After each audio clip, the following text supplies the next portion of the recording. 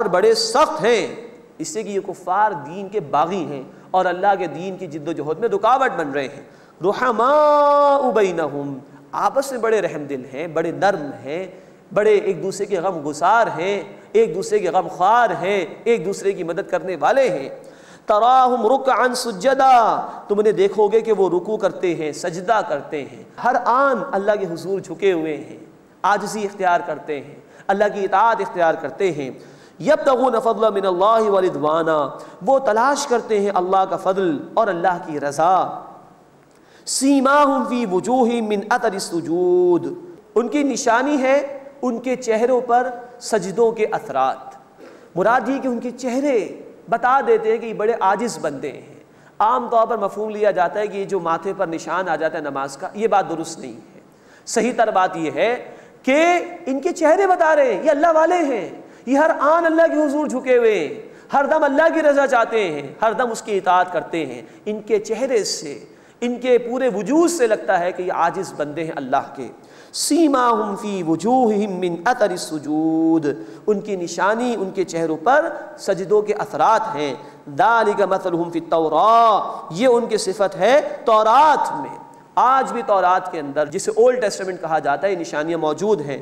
چنانچہ کتاب استثناء یعنی بک آف ڈیٹرانومی چیپٹر نمبر 33 اور اس کی ورس نمبر 2 اور 3، اس میں آج بھی صحابہ کرام کی صفات بیان ہے۔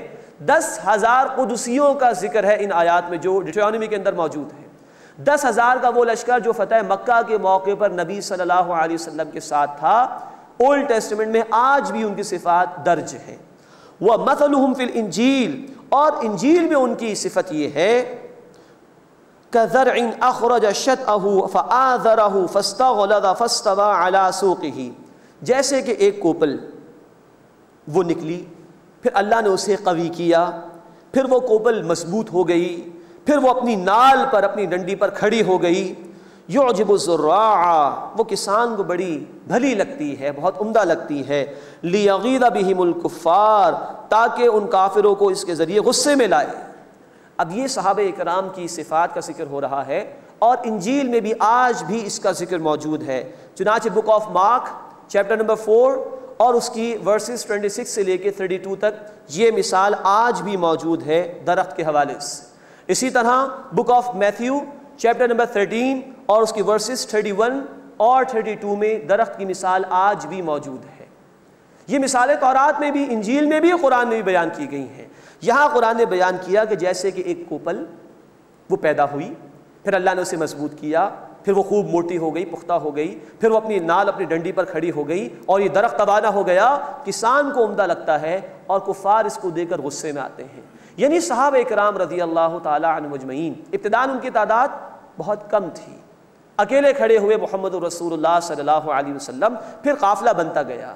کسان گویا محمد رسول اللہ صلی اللہ علیہ وسلم، جنہوں نے اس قافلے کو بڑھانا شروع کیا، اور یہ قافلہ جب آگے بڑھا اور ایک مضبوط جماعت بن گیا، تب کفار اس کو دیکھتے ہیں تو ان کو غصہ آتا ہے، اور اس قافلے کے رہنما محمد کریم صلی اللہ علیہ وسلم اس قافلے کو دیکھتے ہیں تو وہ خوش ہوتے ہیں۔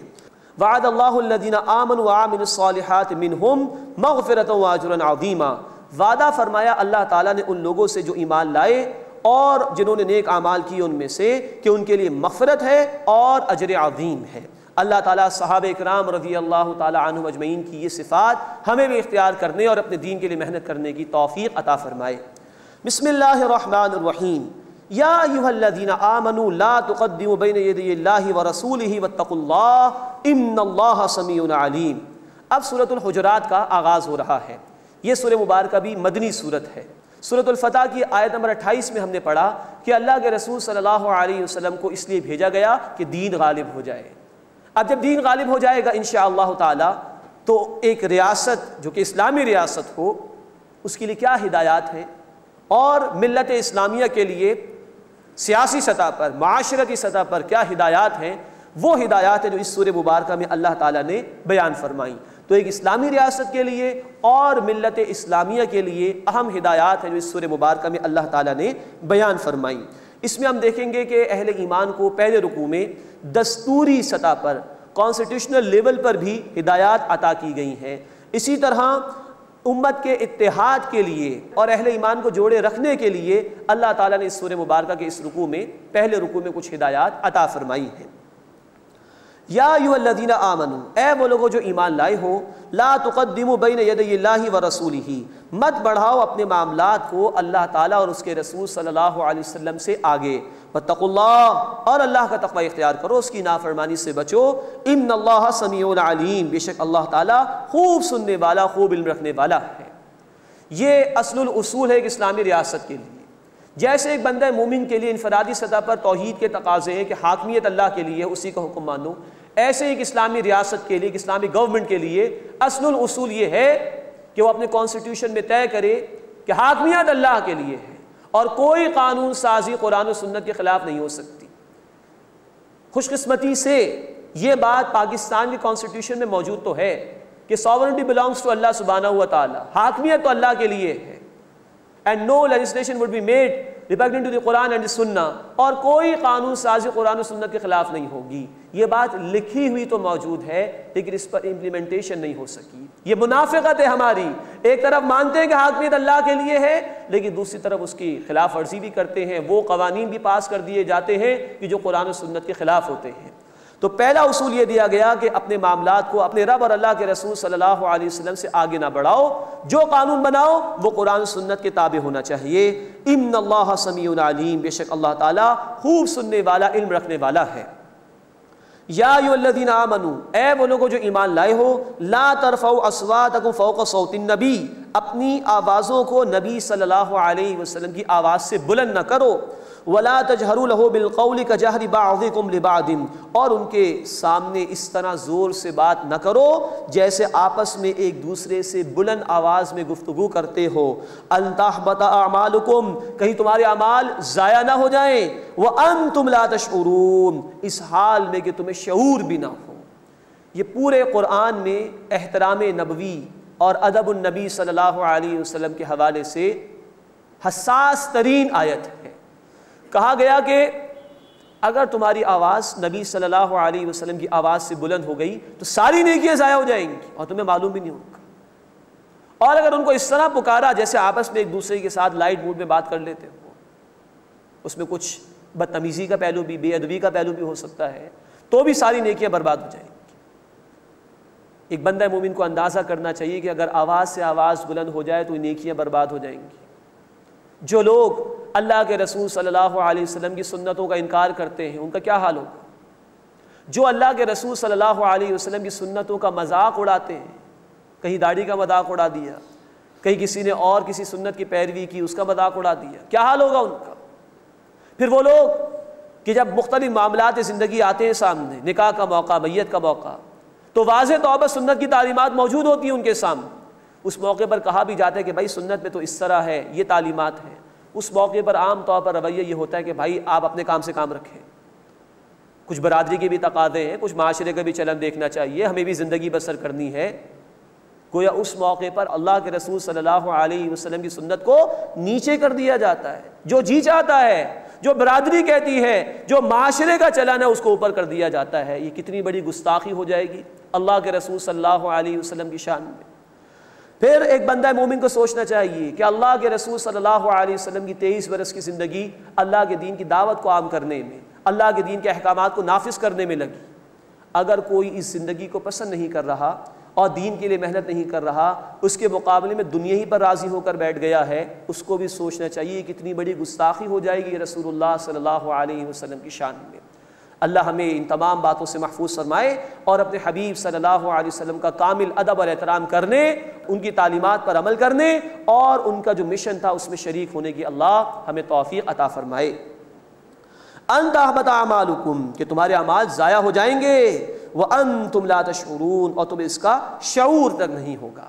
آواز سے آواز بلند نہ ہو، اس کا ایک پہلو یہ بھی ہے کہ جب اللہ کے رسول صلی اللہ علیہ وسلم کی احادیث بیان کی جا رہی ہو یا کوئی شخص دلیل کے طور پر کسی حدیث کو ہمارے سامنے بیان کر دے تو ہمیں خاموش رہنا چاہیے۔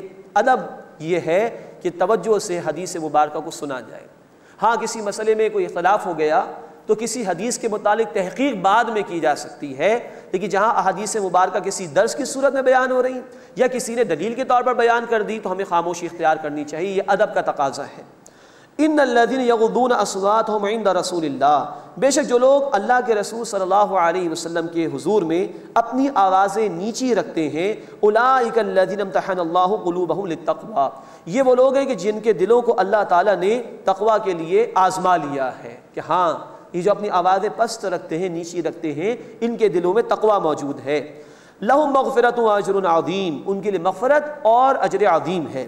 ان الذین ینادونک من وراء الحجرات اکثرهم لا یعقلون، بے شک اے نبی صلی اللہ علیہ وسلم جو لوگ آپ کو حجروں کے باہر سے پکارتے ہیں ان میں سے اکثر عقل نہیں رکھتے۔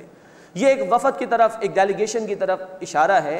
کچھ بدوؤں کا ایک گروپ آیا نبی صلی اللہ علیہ وسلم کے پاس، ظہر کے وقت آیا، وہ جب آرام کرنے کا وقت تھا اللہ کے رسول صلی اللہ علیہ وسلم کا، اور باہر سے حجروں سے پکارنا انہوں نے شروع کر دیا، یا محمد اخرج الینا، اے محمد صلی اللہ علیہ وسلم ہماری طرف آئیے۔ گویا کچھ بے ادبی کا پہلو تھا، اس پر اللہ تعالیٰ متنبہ فرما رہے ہیں وَلَوْ أَنَّهُمْ صَبَرُوا، اور اگر وہ صبر کرتے، حَتَّى تَخْرُجَ إِلَيْهِمْ، یہاں تک کہ اے نبی صلی اللہ علیہ وسلم آپ خود نکل کر ان کے پاس آ جاتے، لَكَانَ خَيْرًا لَهُمْ، تو یہ ان کے لیے بہتر ہوتا، وَاللَّهُ غَفُورٌ رَحِيمٌ، اور اللہ بہت بخشنے والا، مسلسل رحم فرمانے والا ہے۔ اس میں ایک بات مفسرین نے یہ بھی بیان فرمائی کہ جو لوگ بھی دین کے ذمہ دار افراد ہیں یا دنیاوی معاملات میں بھی ذمہ دار ہیں، جن کا وقت بڑا قیمتی ہوتا ہے، تو جو لوگ ان کے پاس جاتے ہیں ان کے اوقات کا خیال انہیں رکھنا چاہیے، تاکہ جو ذمہ داری والے کام ہیں ان کی ادائیگی میں کوئی ڈسٹربنس پیدا نہ ہو۔ اب اس کے بعد امت کے لوگوں کو ایک بڑی اہم ہدایت دی جا رہی ہے افواہوں کی روک تھام کے حوالے سے، کیونکہ بعض اوقات یہ خبریں نشر کر دی جاتی ہیں جن میں صداقت نہیں ہوتی اور پھر لوگوں میں انتشار پیدا ہوتا ہے اور طرح طرح کے نقصانات سے سامنا ہوتا ہے۔ یا ایھا الذین آمنوا، اے وہ لوگوں جو ایمان لائے، ان جاءکم فاسق بنبأ، اگر تمہارے پاس کوئی فاسق کوئی اہم خبر لے کر آئے، فتبینوا، تو اچھی طرح تحقیق کر لیا کرو، ان تصیبوا قوما بجہالہ، کہ کہیں تم نادانی میں کسی قوم کو نقصان نہ پہنچا دو، فتصبحوا علی ما فعلتم نادمین، پھر تمہیں اپنے کیے پر نادم ہونا پڑ جائے۔ یہاں کہا جا رہا ہے کوئی اہم خبر آئے، اگر خبر کوئی معمولی ہے تو کوئی حرج کی بات نہیں، اس کو پاس آن کیا جا سکتا ہے، لیکن اہم خبریں، اہم باتیں، ان کو آگے بڑھانے سے پہلے تحقیق کرنا ضروری ہے۔ مسلم شریف کی روایت ہے کہ اللہ کے رسول صلی اللہ علیہ وسلم نے فرمایا کہ آدمی کے جھوٹا ہونے کے لیے یہی بات کافی ہے کہ وہ سنی سنائی بات کو آگے بڑھا دے۔ بس اوقات ایسا ہوتا ہے کہ کوئی خبر ہمارے علم میں آئی کسی شخص کی یا کسی گروہ کے متعلق کہ اس نے ایسا ایسا کیا، ہم نے جا کے اس کے خلاف کوئی اقدام کر دیا، اور بعد میں معلوم ہوا کہ وہ خبر جھوٹی تھی، تو پھر ہمیں نادم ہونا پڑے گا۔ تو کہا جا رہا ہے کہ افواہوں کی روک تھام کی جائے، اہم خبریں ہوں تو اس کی صحیح طرح تحقیق کی جائے، پھر اس کو آگے پاس آن کرنا چاہیے تاکہ کوئی نقصان نہ ہو۔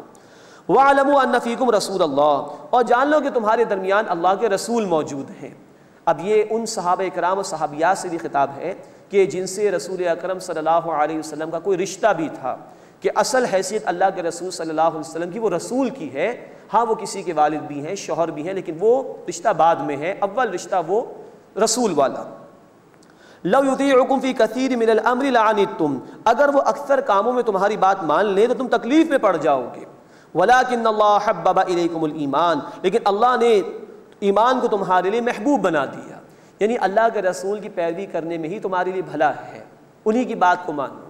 یہ ہدایت ہمارے لیے بھی ہے، سنت کی تعلیمات ہمارے سامنے موجود ہیں، انہی پر عمل کرنے میں خیر ہے۔ ہم من چاہی باتوں پر عمل کرنا چاہیں گے تو تکالیف ہی تکالیف ہے، نقصان ہی نقصان ہے۔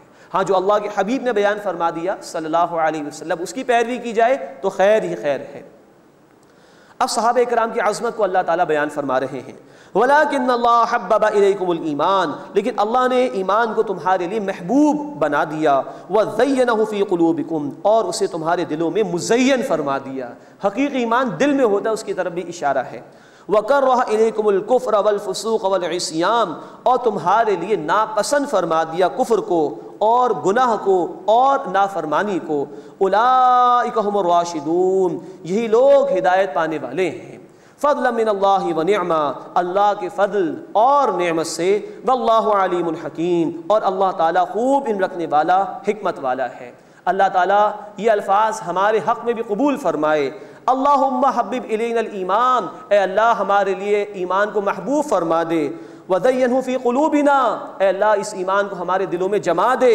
وَكَرِّهْ إِلَيْنَا الْكُفْرَ وَالْفُسُوقَ وَالْعِصْيَانَ، اور اے اللہ ہمارے لیے کفر کو اور گناہ کو اور نافرمانی کو ناپسند فرما دے، آمین یا رب العالمین۔ وآخر دعوانا ان الحمد للہ رب العالمین۔